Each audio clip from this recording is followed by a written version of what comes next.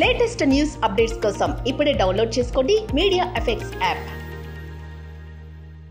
Welcome to media effects. ఉత్తరప్రదేశ్లోని కాంగ్రెస్ కంచుకోటలో ఒకటైన Amethi parliament స్థానంలో దశాబ్ద తర్వాత తొలిసారిగా గాంధేతర వ్యక్తిని ఆ పార్టీ పోటీకి దింపుతుంది. కాంగ్రెస్ నుండి కిషోర్ లాల్ శర్మకు టికెట్ దక్కింది.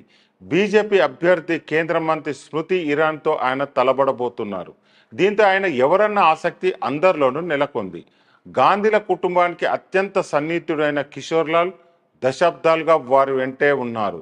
గాంధీలతో 40 ఏళ్ల పైగా అనుబంధం ఉన్న ఆయన కాంగ్రెస్కు వీరి విధేయులో ఒకరు. పంజాబ్లోని లుధియానాకు చెందిన శర్మ 1983లో దివంగత ప్రధాని రాజీవ్ గాంధీతో కలిసి అమేథీలో మొదటిసారి అడుగుపెట్టారు. 1991లో రాజీవ్ గాంధీ మరణం తర్వాత ఆ కుటుంబానికి శర్మ మరింత సన్నిహితులయ్యారు. గాంధీల గైర్హాజరులో అమేథీ రాయ్బరేలీ నియోజకవర్గాలనే ఆయన పర్యవేక్షిస్తున్నారు. తరచూ ఈ నియోజకవర్గాలను సందర్శిస్తూ కార్యకర్తలను నాయకులతో సమావేశమవుతారు. సోనియా గాంధీ తొలిసారి రాజకీయాల్లో ప్రవేశించిన తర్వాత అమేథీ వెళ్ళినప్పుడు ఆమె వెన్నంటే ఉన్నది ఆయనే.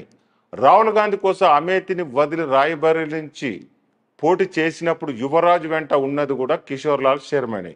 తనకు అమేథీ నుంచి పోటీకి అవకాశం కల్పించిన కాంగ్రెస్ అగ్రనేతలకు శర్మ ధన్యవాదాలు తెలిపారు. చిన్న కార్యకర్త అయిన నాకు గాంధీల కుటుంబానికి కంచుకోట లాంటి స్థానం నుంచి పోటీకి అవకాశం కల్పించినందుకు మల్లికార్జున్ ఖార్గే, సోనియా గాంధీ, రాహుల్ గాంధీ, ప్రియాంక గాంధీలకు ధన్యవాదాలు. గత 40 ఏళ్లుగా ఈ నియోజకవర్గం కోసం పనిచేస్తూ ఉన్నాను. గెలుపు కోసం కష్టపడి పనిచేస్తున్నాను అని అన్నారు. అయితే ఓటమికి భయపడి రాహుల్ గాంధీ అమేథీని వదిలేశారన్న బీజేపీ ఆరోపణలో ఆయన తోసిపుచ్చారు. ఆయన ఎవరికో భయపడి అమేథీ నుంచి వెళ్ళిపోలేదని, దేశం కోసం పోరాడుతున్నారని అన్నారు. అమేథీ రాయ్బరేలీలో నామినేషన్ శుక్రవారం చివరి రోజు కావడంతో రాహుల్ గాంధీతో కలిసి కిషోర్ లాల్ శర్మ నామినేషన్ దాఖలు చేశారు.